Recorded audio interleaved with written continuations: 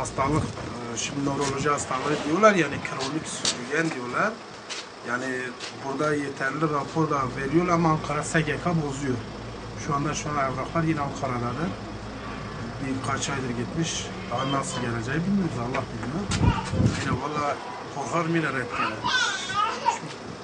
Hastalığın ayaklarımdan bütün sinirler tahrip olmuş. İkinci bir de sırtta tıpalı diyorlar. Torokaldis. Yani bir sefer ameliyat oldu. Üniversitede ikinci bir ameliyat aynı yerde riski diyorlar. Masada kalırsın diye olamıyorum. Yani çok sıkıntı çekiyorum. Ben yatamıyorum geceleri. Şiddetli ağrı var yani gezemiyorum rahat.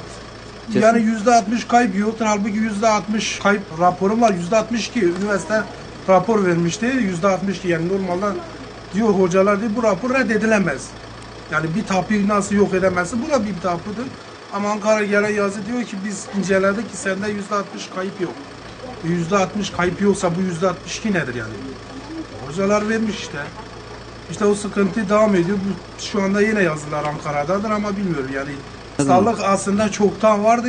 Yani şimdi tıp diyor doktorlar 7 yaştan sonra çıkmış. Yani tahminen söylüyorlar. Ama hastalık neden kaynaklandığını çözemiyorlar. Yani polinöropati diyorlar tıp adıyla. Ama sinirler neden yok oluyor, neden yenilemiyor onu bilmiyorlar. Yani sürgen kronik diyorlar. Yani bana dedikleri hoca diyor ki 100 metre yürürsen 50 metreden bir otur, dinle ondan sonra yani %1 olsa da dedi sinirler kilitlendi mi açılmaz. 3 şeye dedi dikkat et bundan sonra yapılacak bir şey yok tıp adı. Hadi kilo alma, uzun yol yürüme, strese girme.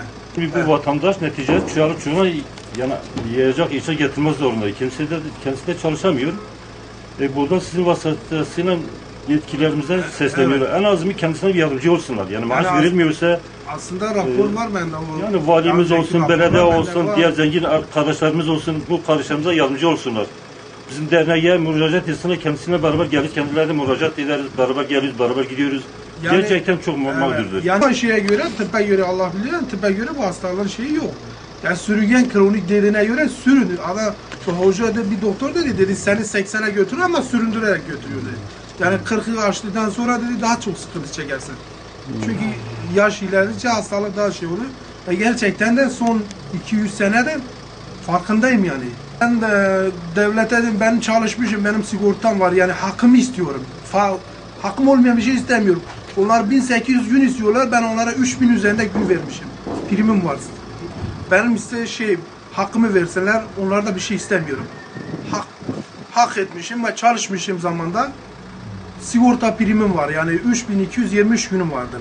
Onlar da kanunda diyor ki %60 1800 gün yeterlidir. 10 yıl sigorta giriş şartıyla. Ben de 14 yıldır sigorta girişim vardı. %62 ile rapor almıştım. Çünkü üniversite %62 verdi. Kesin herkes dedi emekli olarak geliyorsun. Geldi elimde yazı geldi. Yok sende %60 kayıp yok. Ya %60 kayıp olmasa bu %60 rapor vermişler bana. Bazıları dış gücüme şeyine bakıyorlar yani vücut kalıbına. Bunu da hoca söyledi. Bu hastalık kroniktir, verem değil, kanser değil, vücudu bozmuyor dedi. Yani dış şeyi bozmuyor. Normal bakıyorsun diye ama bunu bozmuyor. Bu hastalık kesinlikle dedi dış vücudu bozmaz dedi. Kroniktir dedi. Ama sıkıntı var dedi. İleride yatalak olursun dedi. Yani mesela sırttaki rahatsızlığa dahi diyor bir çök kaldırma.